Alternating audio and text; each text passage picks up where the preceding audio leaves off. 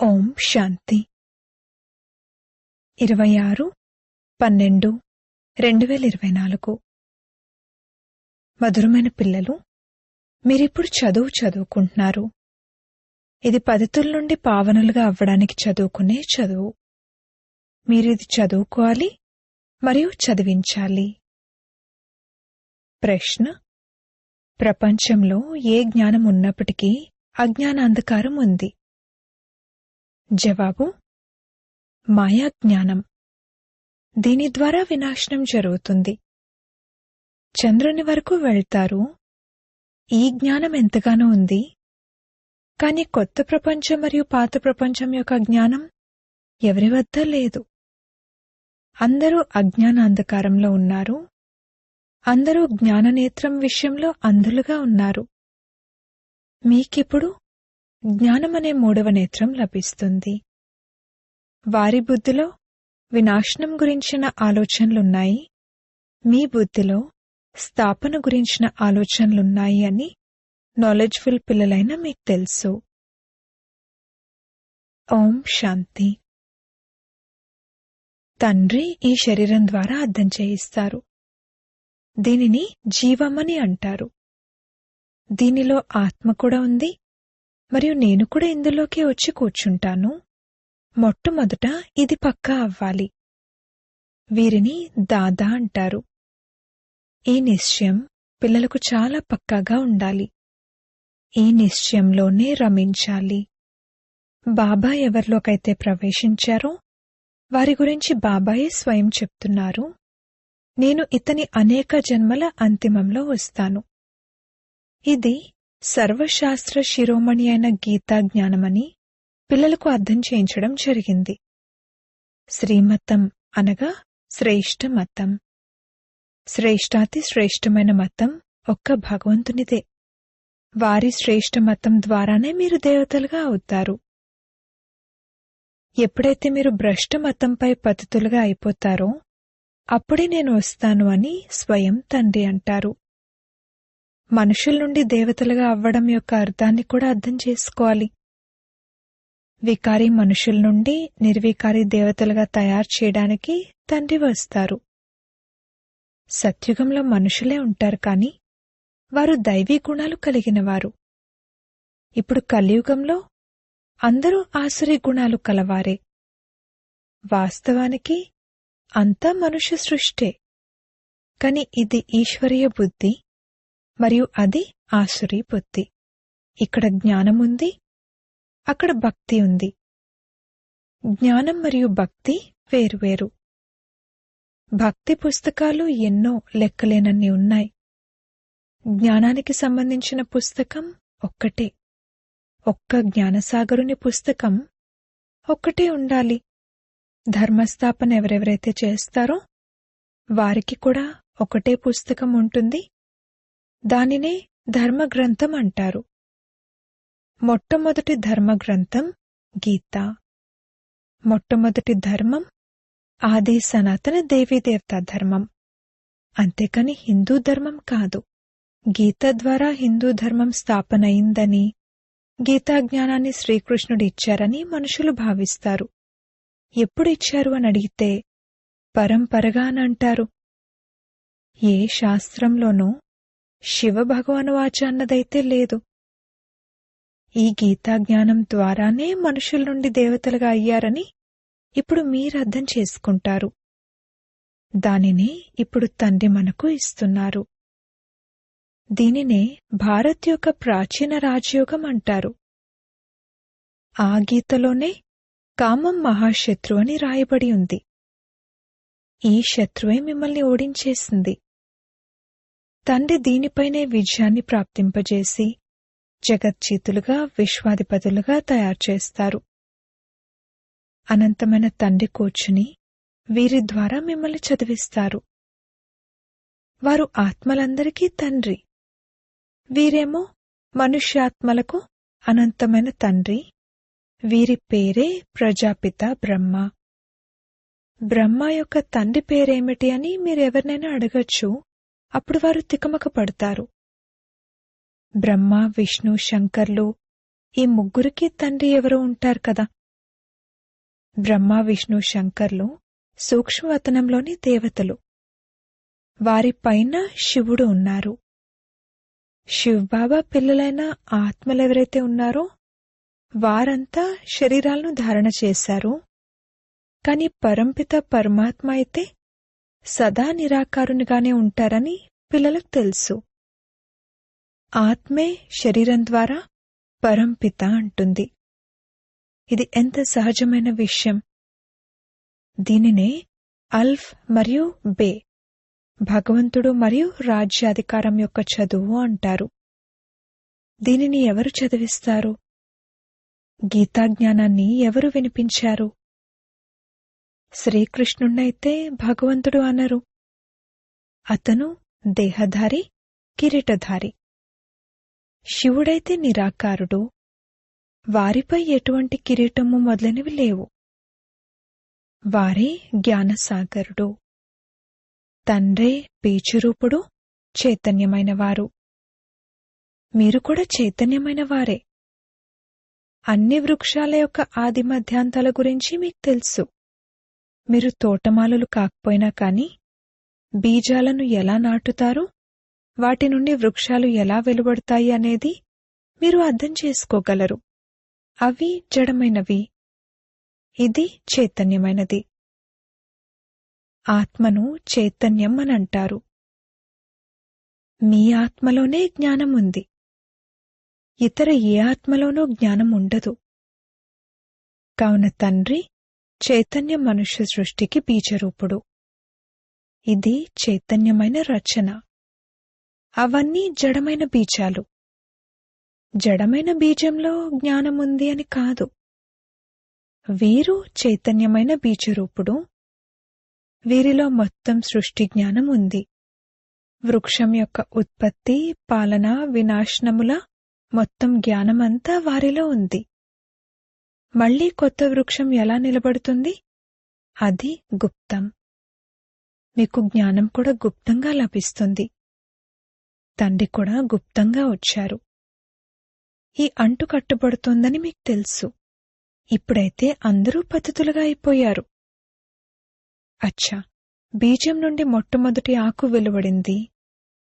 అది ఎవరు? సత్యుగంలోని మొదటి ఆకు అని శ్రీకృష్ణుణ్ణే అంటారు. లక్ష్మీనారాయణలను అనరు. కొత్త ఆకు చిన్నగా ఉంటుంది, ఆ తర్వాత పెద్దదవుతుంది. కావున ఈ బీజానికి ఎంతటి మహిమ ఉంది. వీరు చైతన్యమైన వారు కదా. వేరే వారు కూడా వెలువడినా మెల్లమెల్లగా వారి మహిమ తగ్గిపోతూ ఉంటుంది. ఇప్పుడు మీరు దేవతలుగా అవుతారు. కావున ముఖ్యమైన విషయం, మనం దైవీ గుణాలను ధారణ చేయాలి. వీరిలా తయారవ్వాలి. చిత్రాలు కూడా ఉన్నాయి.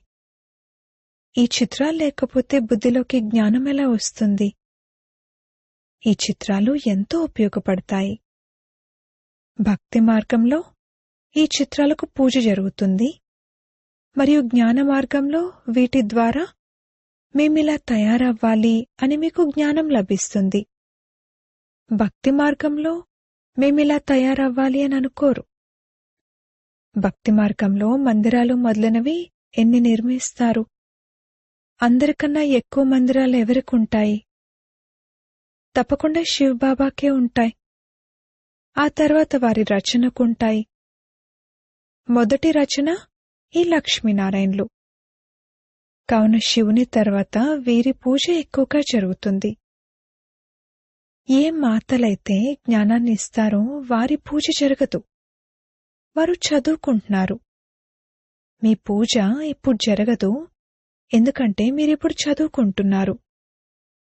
ఎప్పుడైతే మీరు చదువుకుని మళ్లీ ఈ చదువు లేనివారిగా అవుతారో అప్పుడు పూజ జరుగుతుంది. ఇప్పుడు మీరు దేవీదేవతలుగా అవుతారు. సత్యుగంలోకి తండ్రి చదివించేందుకు వెళ్లరు. అక్కడ ఇటువంటి చదువేదీ ఉండదు. ఈ చదువు పతితులను పావనులుగా తయారు చేసేటువంటిది. మనల్ని ఎవరైతే ఇలా తయారు చేస్తారో వారి పూజ జరుగుతుంది, ఆ తర్వాత మన పూజ కూడా నంబర్వారుగా జరుగుతుందని మీకు తెలుసు.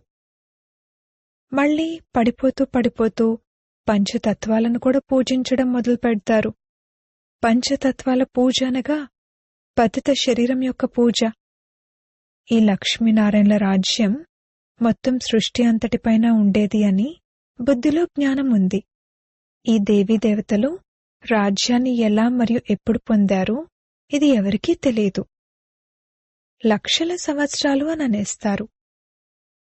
లక్షల సంవత్సరాల విషయమైతే ఎవరి బుద్ధిలోనూ కూర్చోదు. అందుకే ఇది పరంపరగా నడుస్తూ వస్తుంది అని అనేస్తారు. దేవతా ధర్మం వారు ఇతర ధర్మాల్లోకి కన్వర్ట్ అయిపోయారని ఇప్పుడు మీకు తెలుసు. భారత్లో ఉన్నవారు తమను తాము హిందువులుగా పిలుచుకుంటారు. ఎందుకంటే పతితులుగా ఉన్న కారణంగా దేవతలుగా పిలవడం శోభించదు. కాని మనుషుల్లో జ్ఞానం ఎక్కడుంది? దేవతల కంటే ఉన్నతమైన టైటిల్స్ను స్వయానికి పెట్టించుకుంటారు. పావనమైన దేవతలను పూజిస్తూ శిరస్సు ఉంచుతారు. కాని తమను తాము పతితులుగా భావించరు. భారత్లో విశేషంగా కన్యలకు ఎంతగా నమస్కరిస్తారు. కుమార్లకు అంత చెయ్యరు. పురుషుల కన్నా ఎక్కువగా స్త్రీలకు నమస్కరిస్తూ ఉంటారు. ఎందుకంటే ఈ సమయంలో జ్ఞానామృతం మొదట ఈ మాతలకు లభిస్తుంది. తండ్రి వీరిలోకి ప్రవేశిస్తారు. వీరు బ్రహ్మబాబా జ్ఞానపు పెద్ద నది అని వీరు కూడా భావిస్తారు.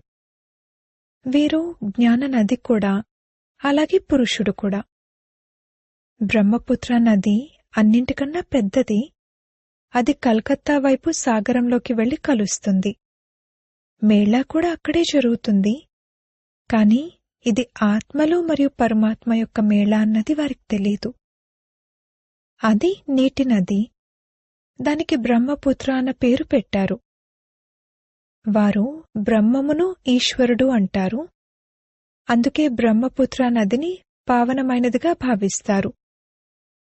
పతిత పావని అని వాస్తవానికి గంగను అనరు. ఇక్కడ సాగరం మరియు బ్రహ్మ నది యొక్క మిలనం జరుగుతుంది. తండ్రి అంటారు, ఇతని ద్వారా దత్తత జరిగేందుకు ఇతను స్త్రీ అయితే కాదు. ఇవి అర్థం చేసుకోవాల్సిన చాలా గుహ్యమైన విషయాలు. ఇవి మళ్లీ కనుమరుగైపోతాయి. మళ్లీ తర్వాత మనుషులు వీటి ఆధారంపై శాస్త్రాలు మొదలైనవి తయారు చేస్తారు. మొదట చేతితో రాయబడిన శాస్త్రాలుండేవి. ఆ తర్వాత పెద్ద పెద్ద లావు పుస్తకాలు ముద్రించారు. సంస్కృతంలో శ్లోకాలు మొదలైనవి ఉండేవి కావు. ఇది చాలా సహజమైన విషయం. నేను ఇతని ద్వారా రాజయోగాన్ని నేర్పిస్తాను. ఇక తర్వాత ఈ ప్రపంచమే అంతమైపోతుంది. శాస్త్రాలు మొదలైనవి ఏవీ ఉండవు. మళ్లీ భక్తి మార్గంలో ఈ శాస్త్రాలు మొదలైనవి తయారవుతాయి. ఈ శాస్త్రాలు మొదలైనవన్నీ పరంపరగా వస్తున్నాయి అని మనుషులు భావిస్తారు. దీనిని అజ్ఞానాంధకారం అంటారు. ఇప్పుడు పిల్లలైన మిమ్మల్ని తండ్రి చదివిస్తున్నారు. దీని ద్వారా మీరు వెలుగులోకి వచ్చారు. సత్యుగంలో పవిత్ర ప్రవృత్తి మార్గం ఉంది. కలియుగంలో అందరూ అపవిత్ర ప్రవృత్తివారు. ఇది కూడా డ్రామాయే. ఆ తర్వాత నివృత్తి మార్గం ఉంటుంది. దానిని సన్యాస ధర్మం అంటారు. వారు అడవుల్లోకి వెళ్ళి ఉంటారు. అది హద్దులోని సన్యాసం. వారుండేది ఈ పాత ప్రపంచంలోనే. ఇప్పుడు మీరు కొత్త ప్రపంచంలోకి వెళ్తారు. మీకైతే తండ్రి ద్వారా జ్ఞానమనే మూడవ నేత్రం లభించింది కావున మీరు ఎంత నాలెడ్జ్ఫుల్గా అవుతారు. దీనికన్నా ఉన్నతమైన జ్ఞానమంటూ ఏదీ ఉండదు. అది మాయా జ్ఞానం. దాని ద్వారా వినాశనం జరుగుతుంది. వారు చంద్రునిపైకి వెళ్లి అన్వేషిస్తూ ఉంటారు. మీకిది కొత్త విషయమేమీ కాదు. ఇవన్నీ మాయా అట్టహాసాలు. ఎంతో అట్టహాసం చేస్తారు. ఏదైనా అద్భుతం చేసి చూపించాలి అని అతి లోతుల్లోకి వెళ్తారు. చాలా అద్భుతాలు చేయడం వలన ఇక నష్టం జరిగిపోతుంది. వారి మెదడులో వినాశనపు ఆలోచనలే వస్తాయి. ఏమేమో తయారు చేస్తూ ఉంటారు. వీటి ద్వారానే వినాశనం జరుగుతుందని వాటిని తయారు చేసేవారికి తెలుసు. ట్రయల్ కూడా వేస్తూ ఉంటారు. 2 పిల్లులు కొట్లాడుకుంటే మధ్యలో వెన్నను ఇంకెవరో తినేశారు అని అంటారు. ఈ కథ అయితే చిన్నదే కాని ఆట ఎంత పెద్దది. వీరి పేరే ప్రసిద్ధమైనది. వీరి ద్వారానే వినాశనం నిశ్చితమై ఉంది. ఎవరో ఒకరు నిమిత్తమవుతారు కదా. పారడైజ్ ఉండేది కాని మేముండేవారం కాదు అని క్రిస్టియన్లు భావిస్తారు. అక్కడ ఇస్లాములు బౌద్ధులు కూడా లేరు కాని క్రిస్టియన్ల తెలివి కొంత బాగుంది. భారతవాసులైతే దేవీదేవతా ధర్మం లక్షల సంవత్సరాల క్రితం ఉండేది అని అంటారంటే వారు తెలివి తక్కువ వారే కదా. తండ్రి భారత్లోకే వస్తారు. ఎవరైతే మహాన్ అవివేకులుగా ఉన్నారో వారినే ఎంతో మహాన్ వివేకవంతులుగా తయారు చేస్తారు. కాని అది కూడా గుర్తుంటేనే సాధ్యమవుతుంది. బాబా పిల్లలైన మీకు ఎంత సహజం చేసి అర్థం చేయిస్తారు. మీరు నన్ను స్మృతి చేసినట్లయితే మీరు బంగారు పాత్రలా అయిపోతారు. అప్పుడు ధారణ కూడా బాగా జరుగుతుంది. స్మృతి యాత్ర ద్వారానే పాపాలంతమవుతాయి. మురళి వినకపోతే జ్ఞానం మాయమైపోతుంది. తండ్రి దయార్థ హృదయులు కావున వారు పైకి లేచేందుకే యుక్తిని తెలియజేస్తారు. చివరి సమయం వరకు నేర్పిస్తూనే ఉంటారు. అచ్చా, ఈరోజు భోగ్ ఉంది. భోగ్ పెట్టి త్వరగా తిరిగి వచ్చేయాలి. అంతేకాని వైకుంఠంలోకి వెళ్లి దేవీదేవతలు మొదలైన వారి సాక్షాత్కారాన్ని పొందడం అదంతా వ్యర్థం. ఇందులో చాలా సూక్ష్మమైన బుద్ధి కావాలి. తండ్రి ఈ రథం ద్వారా అంటారు, నన్ను స్మృతి చేయండి. నేనే పతిత పావనుడను, మీ తండ్రిని. నీతోనే తింటాను, నీతోనే కూర్చుంటాను అన్నది ఇక్కడి గురించే. అది పైనెలా అవుతుంది? అచ్చా, మధురాతి మధురమైన సిక్కిలదే పిల్లలకు మాతా పితా బాప్దాదాల ప్రియ స్మృతులు మరియు గుడ్ మార్నింగ్. ఆత్మిక పిల్లలకు ఆత్మిక తండ్రి నమస్తే. ధారణ కొరకు ముఖ్య సారము. మొదటి పాయింట్, తండ్రి ఈ దాదాలోకి ప్రవేశించి మనల్ని మనుషుల నుండి దేవతలుగా అనగా వికార్ల నుండి నిర్వికార్లుగా తయారు చేయడానికి గీతా జ్ఞానాన్ని వినిపిస్తున్నారు. ఈ నిశ్చయంతోనే రమించాలి. శ్రీమతంపై నడుస్తూ శ్రేష్ఠ గుణవంతులుగా అవ్వాలి. రెండవ పాయింట్, స్మృతి యాత్ర ద్వారా బుద్ధిని బంగారు పాత్రగా తయారు చేసుకోవాలి. జ్ఞానం బుద్ధిలో సదా నిలిచి ఉండేందుకు మురళిని తప్పకుండా చదవాలి మరియు వినాలి. వరదానము. తమ పొజిషన్ యొక్క స్మృతి ద్వారా మాయపై విజయాన్ని ప్రాప్తి చేసుకునే నిరంతర యోగి భవ. ఏ విధంగా స్థూల పొజిషన్ కలవారు తమ పొజిషన్ను ఎప్పుడు మర్చిపోరో, అలా మీ పొజిషన్ మాస్టర్ సర్వశక్తివాన్. దీనిని సదా స్మృతిలో ఉంచుకోండి మరియు ప్రతిరోజు అమృతవేళ ఈ స్మృతిని ఇమర్జ్ చేసుకున్నట్లయితే నిరంతర యోగులుగా అవుతారు మరియు మొత్తం రోజంతా దాని సహయోగం లభిస్తూ ఉంటుంది. మాస్టర్ సర్వశక్తివంతుల ఎదురుగా మాయ రాలేదు. ఎప్పుడైతే మీరు మీ స్మృతి యొక్క ఉన్నతమైన స్థితిలో ఉంటారో అప్పుడు మాయా చీమను జయించడం సహజమవుతుంది. స్లోగన్. ఆత్మరూపీ పురుష్ను శ్రేష్టంగా తయారు చేసుకునేవారే సత్యమైన పురుషార్థి. ఓం శాంతి.